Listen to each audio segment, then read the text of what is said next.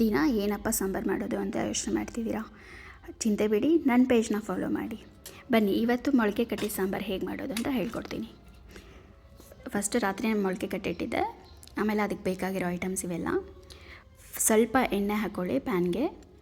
ಈರುಳ್ಳಿ ಮತ್ತು ಬೆಳ್ಳುಳ್ಳಿ ಆ್ಯಂಡ್ ಕರಿಬೇವು ಇದಿಷ್ಟು ಹಾಕ್ಕೊಂಡು ಒಂದು ಸ್ವಲ್ಪ ಫ್ರೈ ಮಾಡ್ಕೊಳ್ಳಿ. ಇದು ಮಸಾಲೆನ ಹುರ್ಕೊತಾ ಇರೋದು. ಅದಕ್ಕೆ ಟೊಮೆಟೊ ಮತ್ತು ಹುಣಸೆಹಣ್ಣು,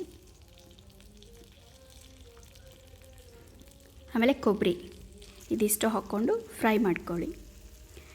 ಆಮೇಲೆ ಜೀರಿಗೆ ಮತ್ತು ಧನಿಯಾ ಒಂದು ಅರ್ಧ ಸ್ಪೂನಷ್ಟು ಹಾಕ್ಕೊಂಡು ಹುರ್ಕೊಳ್ಳಿ.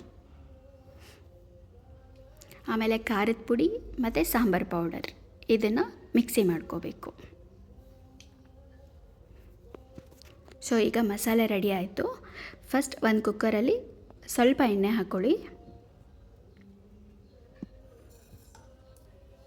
ಸ್ವಲ್ಪ ಜೀರಿಗೆ ಮತ್ತು ಸಾಸಿವೆ ಹಾಕ್ಕೊಂಡು ಒಂದು ಈರುಳ್ಳಿ, ಕರಿಬೇವು ಮತ್ತು ಬೆಳ್ಳುಳ್ಳಿ,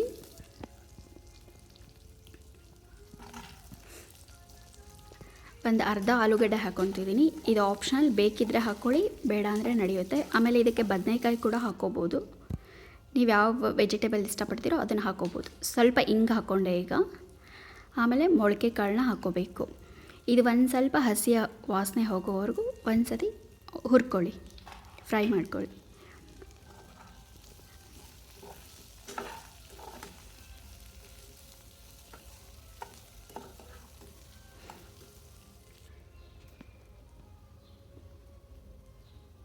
ಆಮೇಲೆ ಉಪ್ಪು,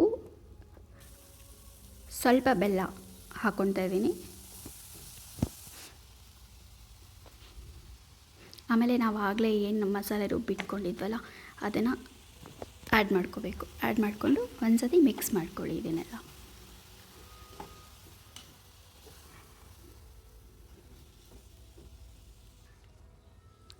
ಅದು ಎಣ್ಣೆ ಎಲ್ಲ ಒಂದು ಸ್ವಲ್ಪ ಬಿಟ್ಟಾದಮೇಲೆ ನೀರು, ನಿಮಗೆ ಸಾರು ತಿಕ್ನೆಸ್ ಗಟ್ಟಿ ಎಷ್ಟು ಬೇಕೋ ಅಷ್ಟು ನೀರು ಹಾಕ್ಕೊಳ್ಳಿ. ಇದು ರೊಟ್ಟಿ ಮತ್ತು ಮುದ್ದೆ ಅದ್ರ ಜೊತೆ ಎಲ್ಲ ಈ ಸಾಂಬಾರು ತುಂಬ ಚೆನ್ನಾಗಿರುತ್ತೆ.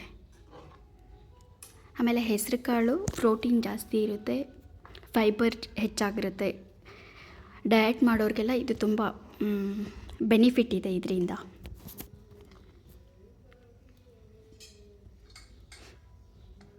ಸಾಂಬಾರಂತೂ ತುಂಬ ಟೇಸ್ಟಿಯಾಗಿತ್ತು. ನೀವು ಟ್ರೈ ಮಾಡಿ ಹೇಗೆ ಬಂತು ಅಂತ ಹೇಳಿ.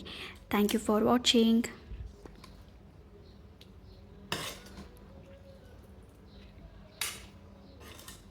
Thank you.